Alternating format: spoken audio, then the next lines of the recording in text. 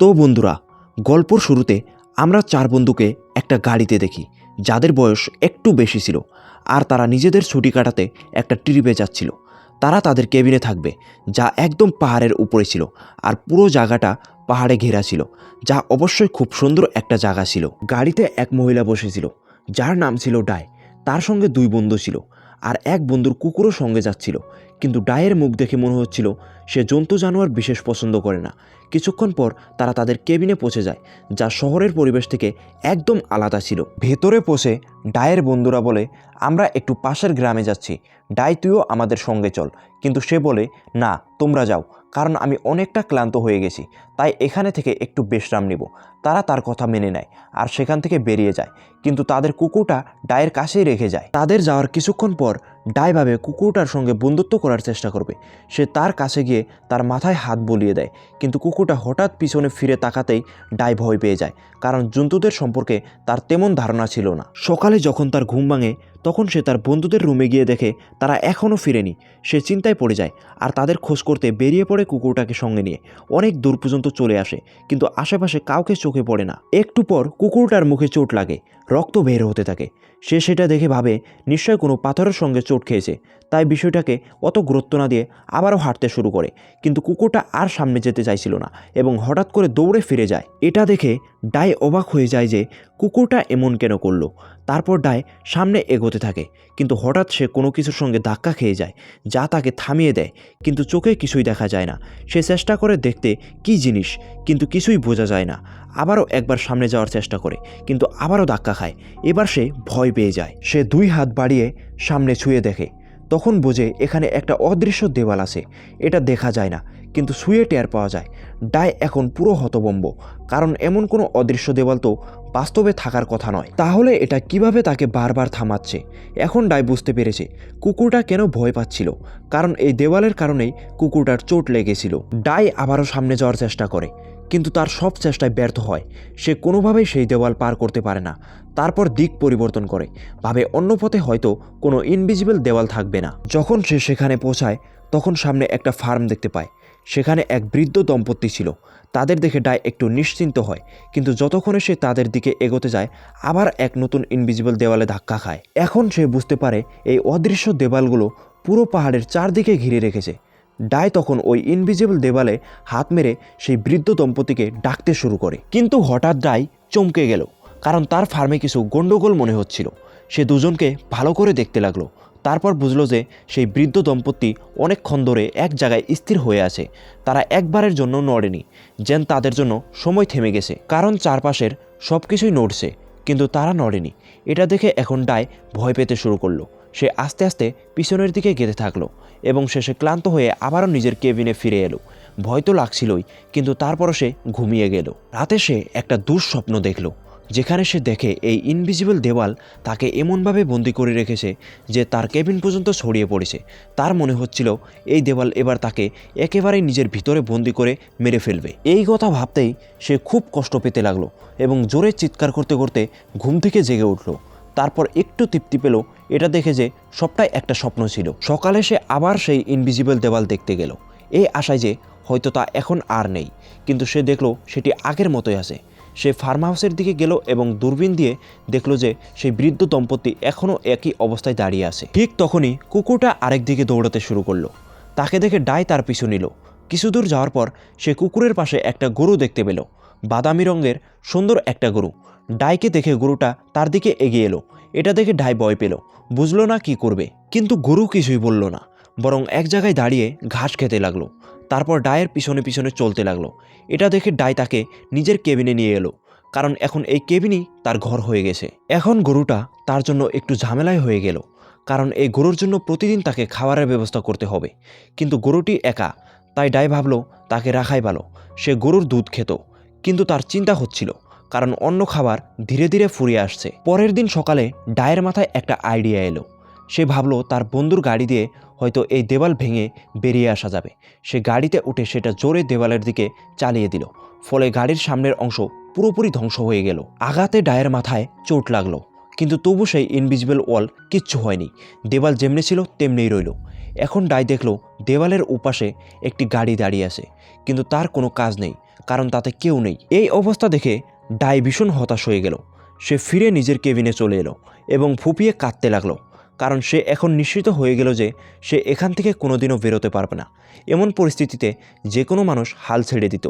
সে এতটাই ভেঙে পড়েছিল যে তার মনে আজব আজব চিন্তা আসতে লাগলো।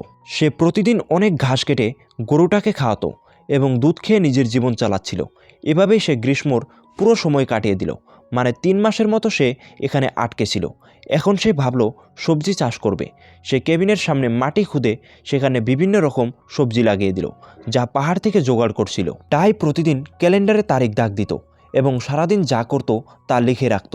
এখন যেহেতু সে পশু পাখির সঙ্গে থাকছিল, সে তাদের সম্পর্কে অনেক কিছু জেনে ফেলেছিল এবং তাদের সঙ্গে বন্ধুত্ব হয়ে গেছিল। একদিন ভীষণ বৃষ্টি শুরু হলো। ডাই কেবিনে বসে আসছিল। তখন বাইরে থেকে কিছু আওয়াজ পেল। বাইরে গিয়ে দেখল একটা ভেজা বিড়াল দরজার সামনে বসে আছে। ডাই তাড়াতাড়ি তাকে ঘরে নিয়ে এলো, মুছে দিল এবং বসার জায়গা দিল। বিড়ালটিও তার মতো একা ছিল, তাই ডাই ঠিক করলো তাকেও রাখবে। এখন একটা ছোট পরিবার তৈরি হয়ে গেছে। সময়ের সঙ্গে সে শিকার করাও শিখতে লাগলো, কারণ সবজিগুলো গজাতে এখনও সময় লাগবে। কিন্তু শিকার করতে গিয়ে তাকে অনেক বিপদের মুখে পড়তে হতো, চোট লাগতো। সময়ের সঙ্গে সঙ্গে সে এতে দক্ষ হয়ে উঠল, আর তার সঙ্গে কুকুরটিও সাহায্য করত।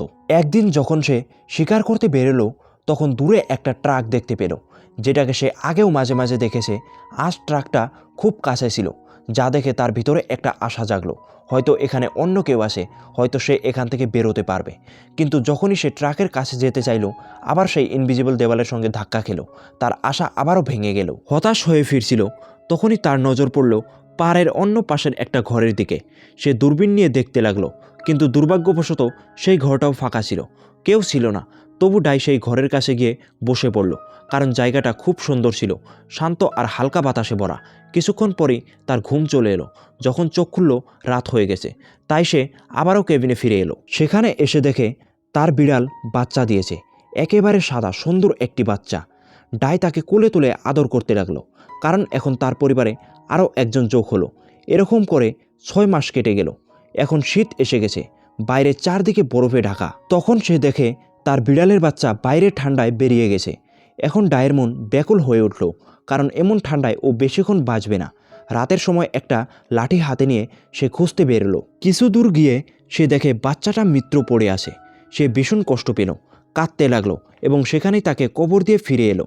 তারপর প্রতিদিনের মতোই সেই দিনটাও সে নিজের বইয়ে লিখে রাখলো। এখন পার হয়ে যাওয়া প্রতিটি দিনের সঙ্গে সঙ্গে ডায়ও বদলে যাচ্ছিল, কিন্তু সে কখনো সেই ইনভিজিবল দেওয়ালটা পরীক্ষা করতে ছেড়ে দেয়নি।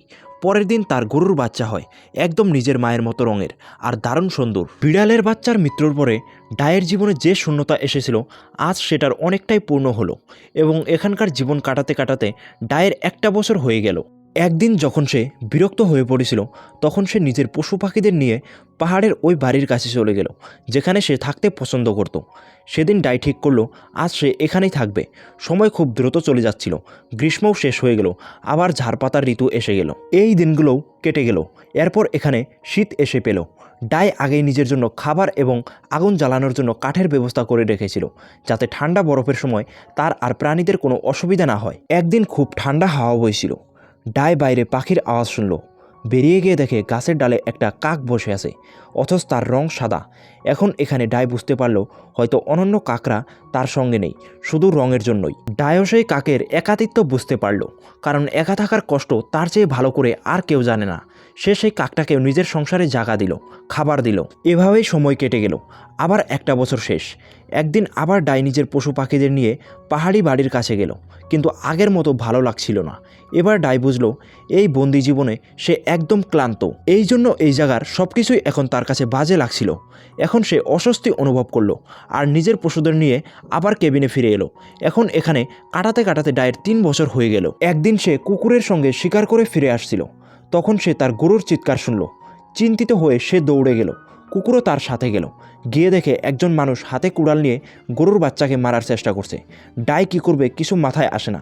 সে জোরে চিৎকার করতে শুরু করলো। এই ইনভিজিবল দেওয়ালের মধ্যে কারও প্রবেশ করা খুব সহজ হলেও এখান থেকে বেরোনো অসম্ভব। ডগো তাকে আটকাতে তার হাতে কামড় দেয়, কিন্তু সে মারার জন্য পাগলই হয়ে গেছে। ডাই কেবিনে ছুটে যায়, দ্রুত বন্দুক এনে বাইরে আসে, কিন্তু তখন বেশ দেরি হয়ে যায়। গরু আর ডগটাকে খুন করে ফেলে সেই লোকটা। ডাই নিজের উপরে নিয়ন্ত্রণ হারিয়ে ফেলে। বন্দুক তুলে সেই মানুষটাকে গুলি করে দেয়। সে তখনই মারা যায়, কিন্তু তার রাগ তখনও কমেনি।